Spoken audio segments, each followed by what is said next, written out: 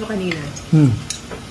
Pero kung yung pasyente, para sa kanya alin, yung itong mag-asawa, positive BDRL, tinrik ng pengen infection.